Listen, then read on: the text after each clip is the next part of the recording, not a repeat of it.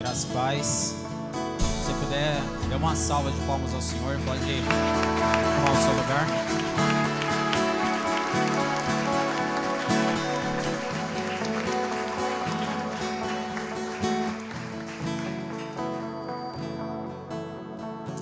Amém? Pode tomar o seu lugar. Mas antes de você sentar, brincadeira, gente.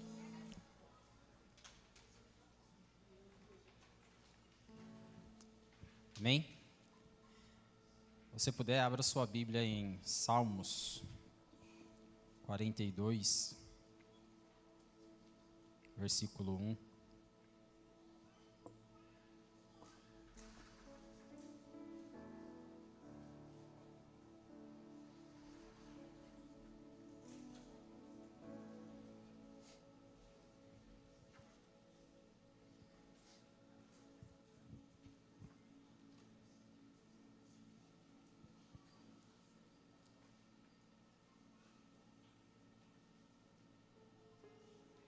Amém?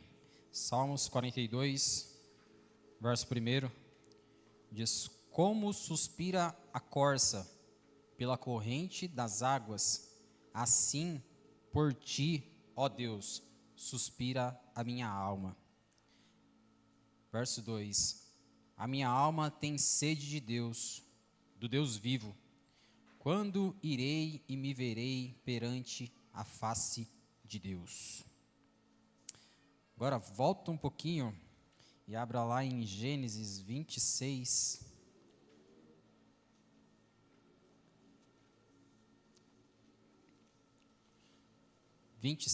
A partir do verso 1.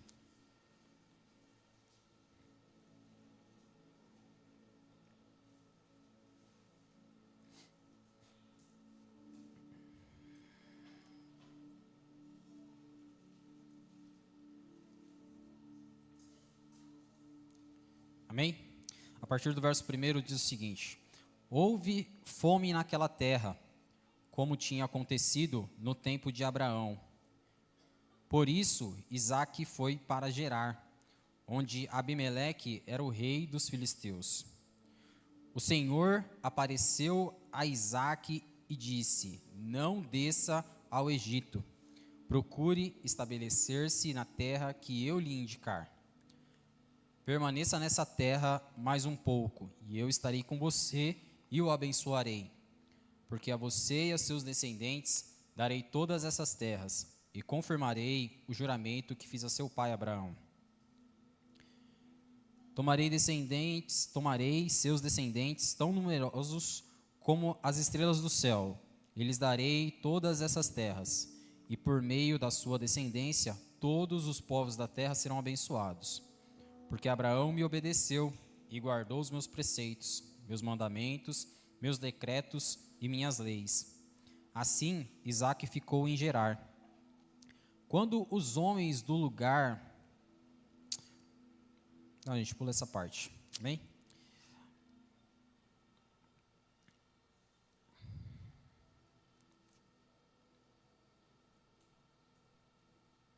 Isso, vamos lá para o versículo 17.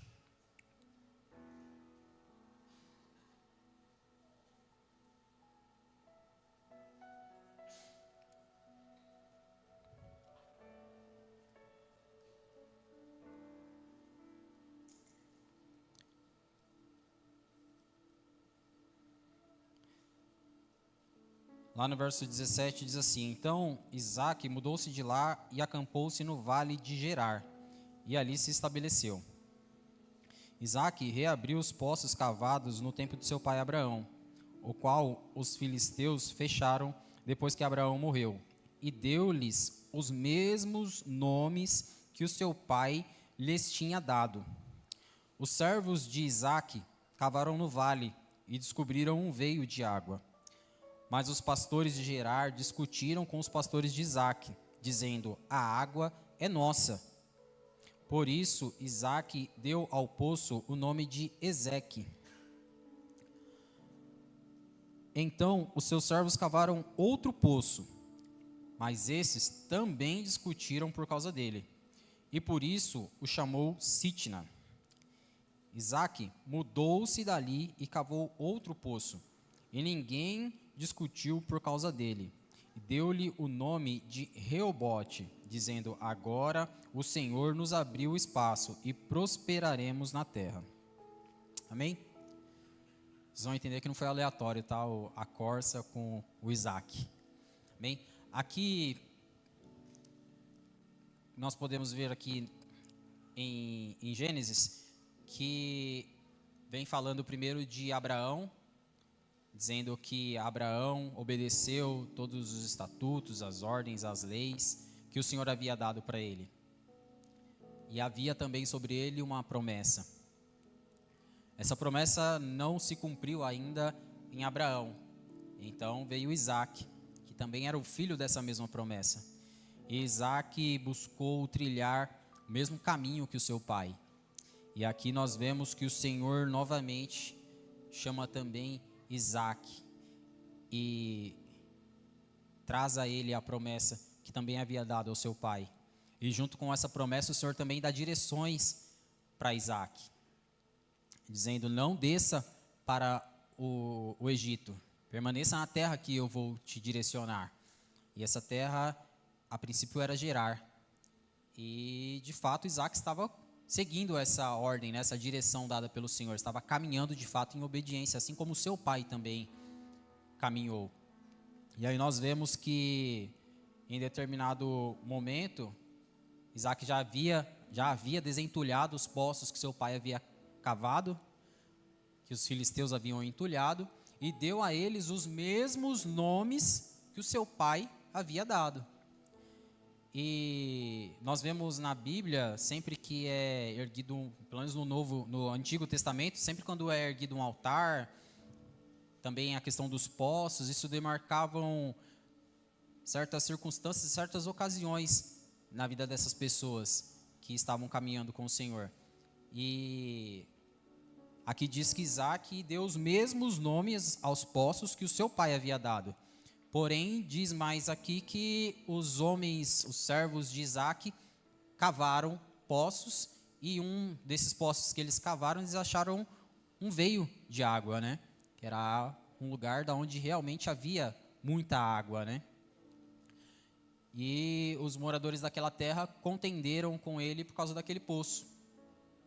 Então, por mais que aquela situação fosse muito confortável, pois ele estava no deserto, né?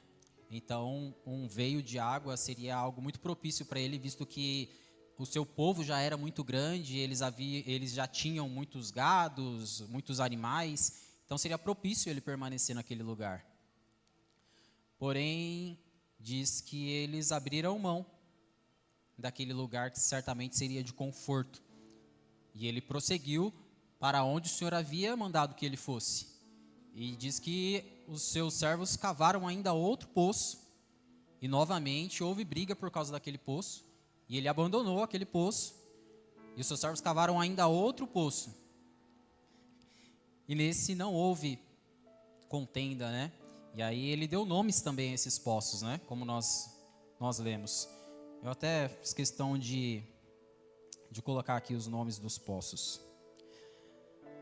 O primeiro poço, ele colocou o nome de Ezeque, que traduzido significa lugar de contenda. O segundo poço era Sitna, lugar de inimizade. E o último poço, Reobote, que é o lugar de alargamento, lugares amplos.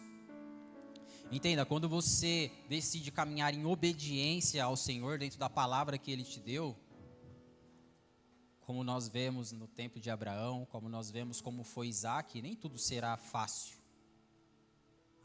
Haverá situações de contenda, haverá situações de inimizade, porém, esses lugares, esses poços não podem fazer com que nós paremos, com que nós desistimos da promessa do Senhor, de seguir para o lugar que o Senhor havia nos ordenado prosseguir. Então, ficou muito claro aqui, né? Que eles cavavam poços, e dentro daquelas situações que eles viviam, naquele tempo, ali eles davam nomes para aqueles poços. Cavou-se um poço, contenderam por causa do poço, e ele colocou o nome de poço de lugar de contenda. E abandonou aquele poço, e prosseguiu para o lugar que o Senhor havia dito. E cavou ainda outro poço, e deu um nome para aquele poço, lugar de inimizade. E abandonou aquele poço, e prosseguiu para o lugar onde o Senhor havia mandado que ele fosse, até chegar, de fato, num lugar amplo, num lugar de alargamento. Agora, se vocês puderem, abram a Bíblia de vocês em João 4.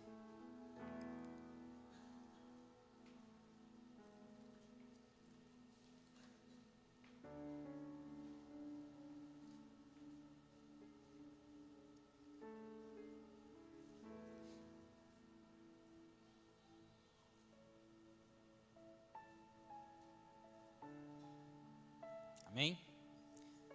Acho que todos conhecem, né, essa passagem da mulher de Samaria.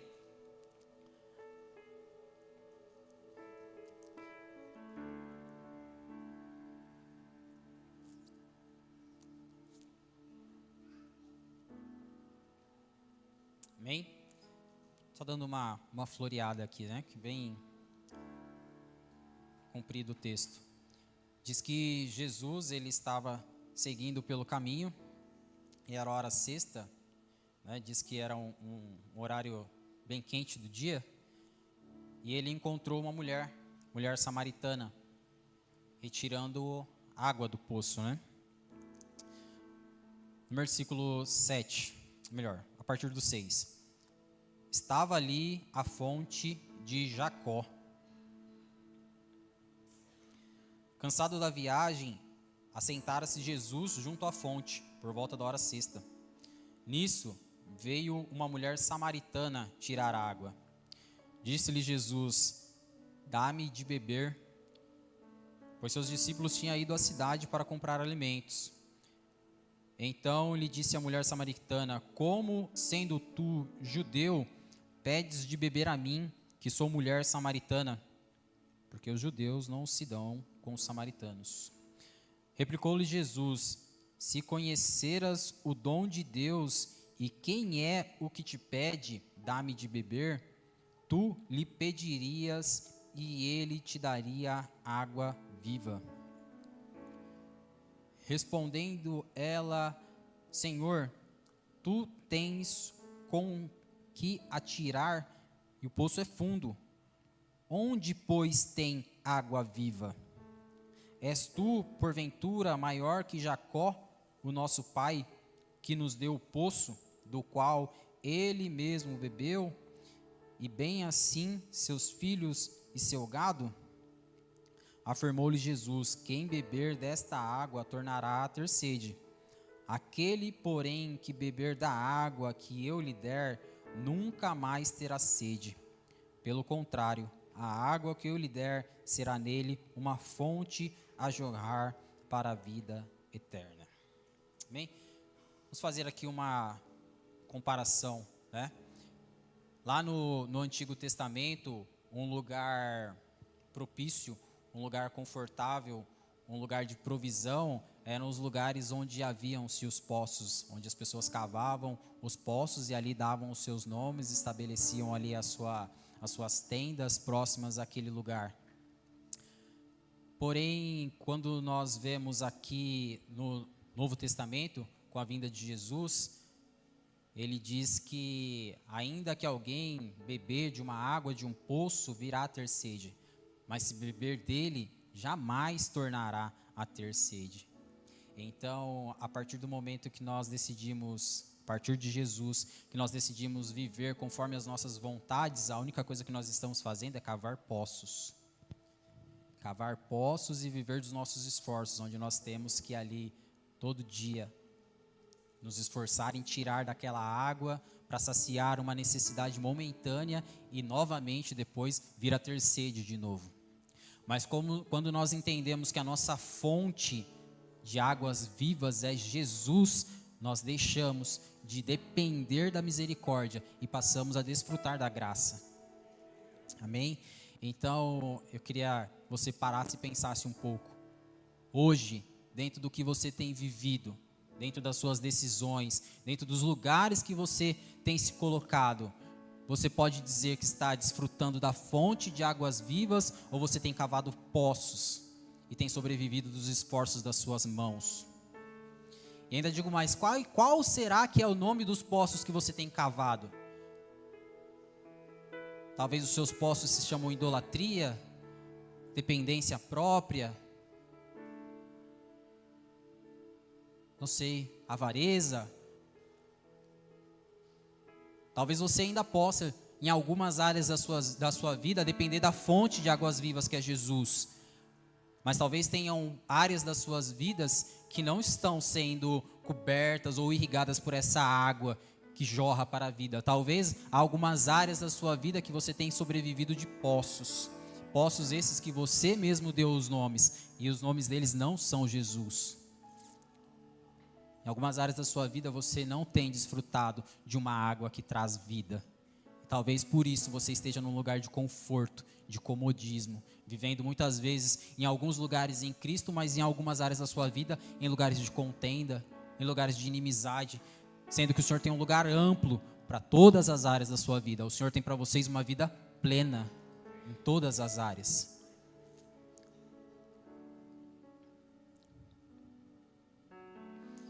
Agora vamos voltar lá para a corça, né? Não foi aleatório. Salmos 42:1. Como suspira a corça pelas correntes das águas, assim por ti, ó Deus, suspira a minha alma. Vocês sabem por que a corça... um pouquinho de cultura também, né? Vocês sabem por que a corça, né? Aqui nesses versículos, o salmista faz a menção à corça, que ela anseia pela fonte das águas. Na verdade, em algumas versões não vai dizer isso, vai dizer apenas anseia pelas águas, né? Porém, a corça é um animal que precisa das águas. Na ausência dela, a sua pele fica seca e racha, causam feridas. E essas feridas exalam um mau cheiro. E esse cheiro faz com que ela seja perseguida pelos seus predadores. Então, por isso o desespero da corça pela fonte das águas. Porque uma vez que ela deixa de depender, que ela deixa de desfrutar das águas, ela se torna uma presa fácil para os seus predadores. E isso vai além. Diz que o seu olfato, ele é muito sensível. Então diz que quando a corça ergue a sua cabeça para o alto, ela pode sentir o cheiro das águas. Ao erguer a sua cabeça e fazer ela apontar para o alto, ela pode sentir o cheiro das águas. Quando ela encontra essas fontes das águas, quando ela sente o cheiro das águas, ela corre desesperadamente.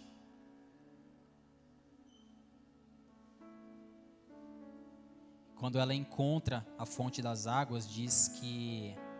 Isso é muito interessante, né? Como eu tinha dito. Aqui diz apenas anseia pelas águas. Mas os estudos dizem que a corça, ela não busca um riacho. Ela não busca um rio. Ela busca a fonte das águas. O seu olfato consegue detectar a fonte das águas. Ela não se contenta com nenhuma outra água que não seja a fonte das águas. E diz que quando ela encontra a fonte das águas, ela se lança ali, pois ela está sendo perseguida pelos seus predadores. E diz que as corças, elas habitam em lugares rochosos, em montanhas rochosas. E diz que ela corre desesperadamente, e os seus pés não vacilam. Ela corre desesperadamente ao encontro da fonte das águas, e os seus pés não vacilam. E quando ela encontra a fonte das águas, ela se joga. E diz que ela não se contenta com as águas nos seus calcanhares, ela não se contenta com a água no seu pescoço. Diz que ela vai o mais profundo nas águas, até que apenas o seu focinho fique para fora. Você consegue imaginar como que é a corça dentro das águas com seu focinho para fora? Se o focinho dela está para fora, para onde estão os seus olhos? E diz que ali ela fica, no mais profundo da fonte das águas. E os seus predadores ficam ao redor, nas margens, e não ousam entrar, até que eles se cansam e vão embora.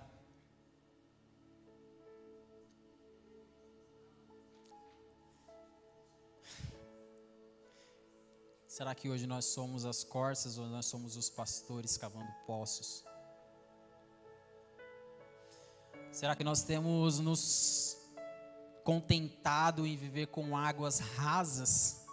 Ou será que de fato nós temos erguido os nossos olhos para o alto, para aquele que é a nossa fonte, e temos corrido desesperadamente para Ele? Será que de fato nós, quando nós encontramos Ele, nós mergulhamos o mais profundo que nós podemos nele? E uma vez que nós mergulhamos, será que nós permanecemos nele até que as circunstâncias ao nosso redor mudem? Até que as situações ao nosso redor, as circunstâncias, elas se vão? Ou será que nós somos pastores cavando os nossos poços e sobrevivendo do esforço das nossas mãos? Jeremias 2,13. Se vocês puderem abrir.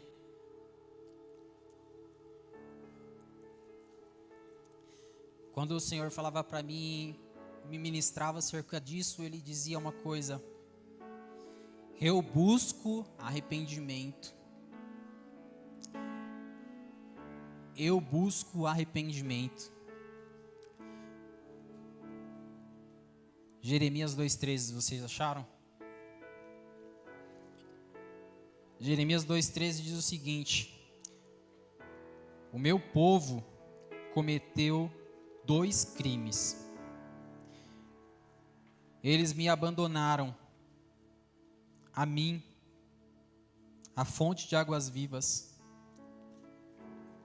e cavaram os seus próprios poços, poços rachados que não retêm águas.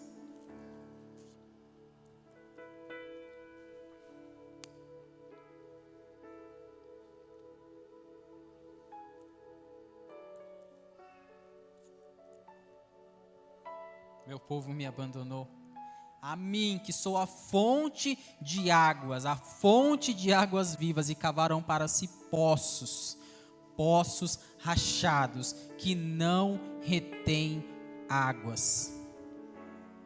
Eu não sei se isso serve para você, mas ainda há muitas áreas da minha vida que isso ainda me pega. Ainda há muitos lugares da minha vida que eu deixei de depender da provisão do Senhor, deixei de depender totalmente dEle, de estar mergulhado totalmente nele, que é a fonte das águas, para viver dos esforços dos meus braços, para viver cavando poços, poços que não retêm água, porque só traz cansaço, só traz dores. E aí eu te pergunto, o que hoje tem te seduzido? O que pode ter seduzido o seu coração para que você abandonasse a fonte das águas? O que talvez possa ter gerado cobiça aos seus olhos para que você tenha abandonado a fonte das águas?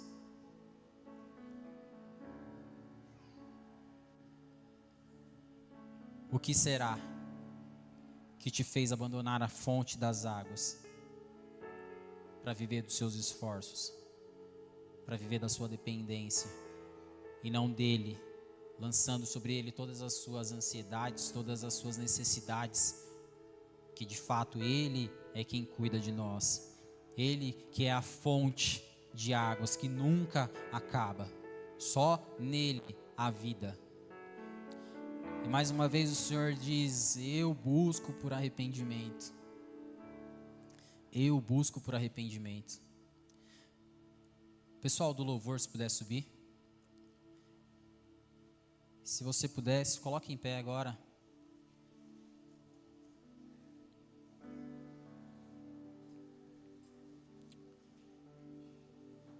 Feche os seus olhos.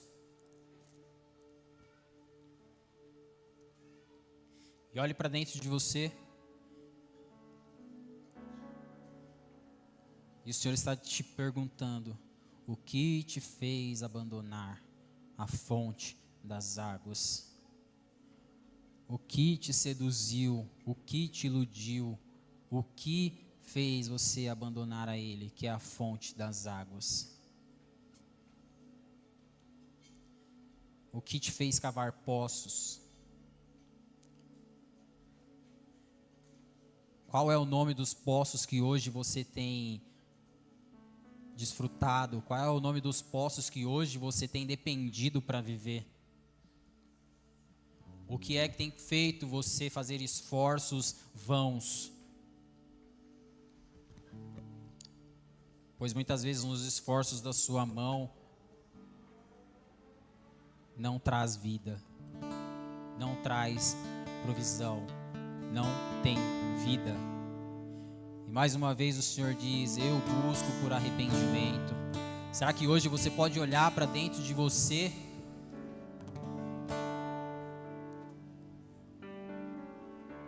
e talvez o Espírito Santo já tenha te convencido, já tenha te mostrado? Talvez os seus poços são os esforços das suas mãos. Talvez na sua área financeira, ao invés de você depender da provisão do Senhor, que morreu para te fazer próspero, talvez você cavou um poço e colocou o nome dele hora extra. Talvez você cavou um poço e colocou o nome dele de vou arrumar mais um serviço, mais um trabalho. Ou talvez você cavou um poço e colocou nele o nome de idolatria. Talvez você diga: Adriano, mas eu não tenho imagens na minha casa, eu não adoro a santos. Quando se fala do espírito de Jezabel, muitas vezes as pessoas entendem errado, entendem que o espírito de Jezabel é a esposa que quer mandar no lar, que quer ser maior que o seu marido. Mas quando nós vemos a história de Jezabel, o que ela fazia era corromper o povo do Senhor e fazer eles e levar a eles a um lugar de idolatria. Hoje, de fato, nós não adoramos imagens, mas muitas vezes nós temos adorado a homens. Nós temos abandonado a Ele, que é a fonte das águas vivas, para buscar homens. Qual é o nome dos poços que você tem cavado? Talvez a sua carnalidade. Quais são os nomes dos seus poços? Se você consegue reconhecer isso, se quebrante diante do Senhor. Levante os seus olhos para o alto e busque por Ele, que é a fonte das águas vivas, e corra em direção a Ele. Os seus pés não vacilam. Corra desesperadamente e se lance novamente no Senhor, que é a fonte das águas vivas. Se lance o mais profundo que você puder nele e permaneça lá.